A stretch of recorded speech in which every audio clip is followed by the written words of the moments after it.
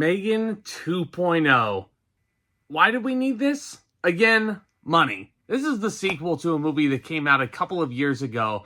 I think I said that this was one of the better January releases that we had ever gotten. Here it is coming out in the summertime. This was written and directed by Johnstone. And this is set 2 years after the original movie. And M3GAN's creator, Jenna, played once again by Allison, has become an advocate for government oversight of artificial intelligence. Unbeknownst to her, a defense contractor has created a military-grade weapon known as Amelia, the ultimate infiltration spy. However, as Amelia's self-awareness increases, it becomes less interested in taking orders. And hoping to stop Amelia, Jenna decides to resurrect M3GAN, who tried to kill her in the first movie, making it faster, stronger, and more lethal. Can I say Terminator 2 Judgment Day blueprint? Now look, I had a lot of fun with that original M3GAN movie. I'm not gonna sit here and say that this is one of the greatest Blumhouse movies that's ever come out. But the influence surrounding M3GAN and this creepy robot doll going around killing people, being a TikTok sensation in the meantime,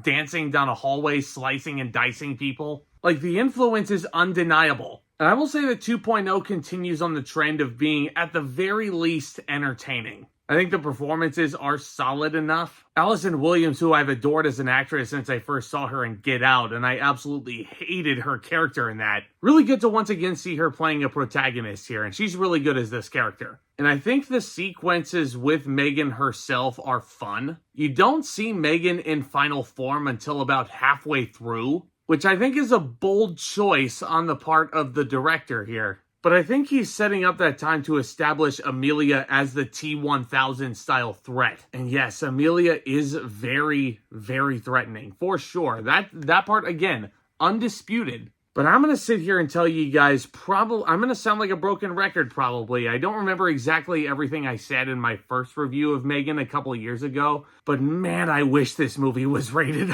R. Oh my god, a lot of the violence in here you don't even really get to see. And there's some bloody kills in here too, and you don't get to see it. Because no, we gotta get as many of the teenagers into the movie theater as possible to really milk as much money into it. We want to get as many eyes on this movie as possible. We don't want to restrict our audiences. But the movie would have been so much better if the chains were off. If you really go full throttle with the violence, really lean into it. And once again, 2.0 does not learn that lesson. And the whole idea of resurrecting M3GAN to use to their advantage, the whole message surrounding this movie about how, AI isn't that bad. AI can be used sparingly when in reality it's kind of taking jobs away from humans. And this can be seen as kind of an allegory for that. It's just, M3GAN 2.0, I think, is a dumb movie.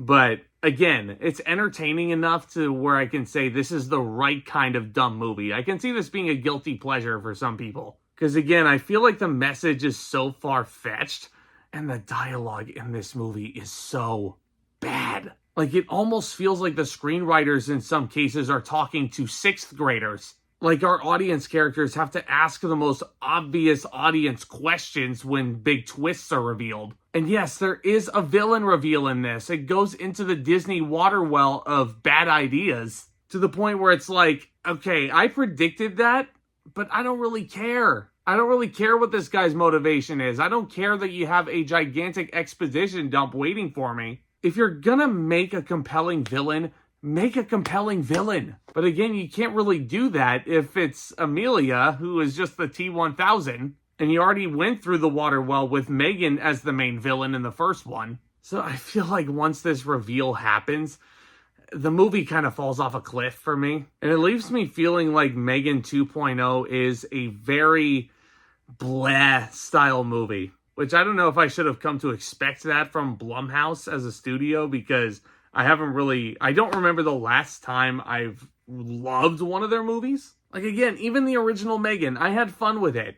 I don't remember loving it though. And even on a rewatch, I might have been a little bit too generous towards it. And even though there are some entertaining sequences and some fun tension-fueled moments, and M3GAN has a lot of really cool moments in here, I think this movie just has too many stupid moments for my liking. And I will also mention, without spoiling anything, there is one scene where the movie turns into a musical briefly. And I'm this is so out of left field. Like, I love a musical, but it's one scene in a horror movie, and it doesn't really fit. Ugh.